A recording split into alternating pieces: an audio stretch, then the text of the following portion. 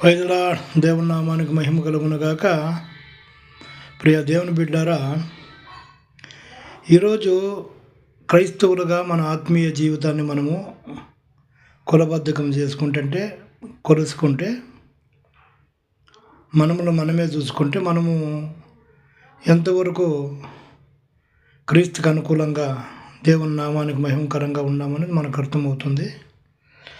చాలా జనం బాప్తిసం తీసుకుంటేనే క్రైస్తవులం అయిపోతామని వచ్చే వాళ్ళ అవసరాలకి, వాళ్ళ సమస్యల కోసమో, లేకుంటే వాళ్ళకు ఉంటున్న అప్పుల సమస్యలకు, ఆర్థిక ఇబ్బందులకు సడన్గా వచ్చి యేసుక్రీస్తులో నమ్ముకుంటున్నారు, యేసుక్రీస్తులో బాప్తిసం తీసుకుంటున్నారు. క్రీస్తు పేరిట ఓన్లీ సమస్యల కోసమే అది చెప్పే ఒక బోధ కూడా క్రైస్తవులుగా చర్చి ఫాదర్లు కావచ్చు, పాస్టర్లు వాళ్ళు అన్నీ కలిసొస్తాయి, అన్నీ కూడొస్తాయి, అన్నీ కూడా పోతాయని ఈ సువార్తను ఎప్పుడైతే ప్రకటిస్తున్నారో జనాలు కూడా నిజం అనుకొని నమ్ముతున్నారు.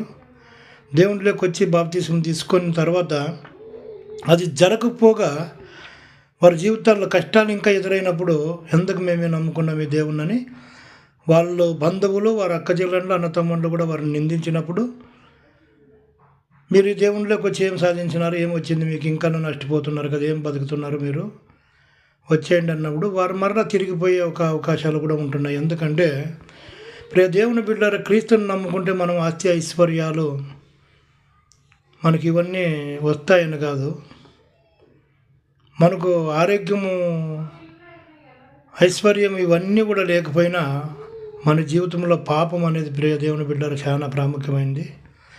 శాతి డేంజర్ మన జీవితాలని పాడు చేసేది ఏదంటే పాపము.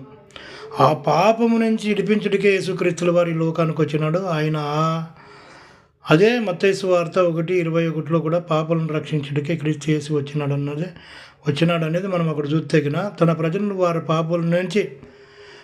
పాపముల నుంచి ఆయన విడిపించిన కనుక ఆయనకి యేసు అని పేరు.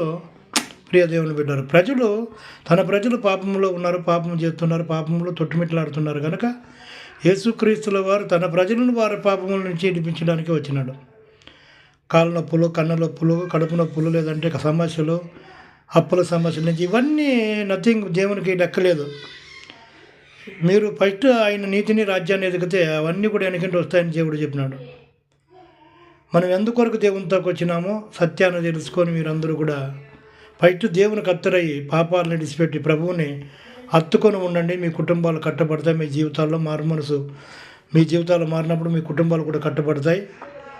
మీ జీవితం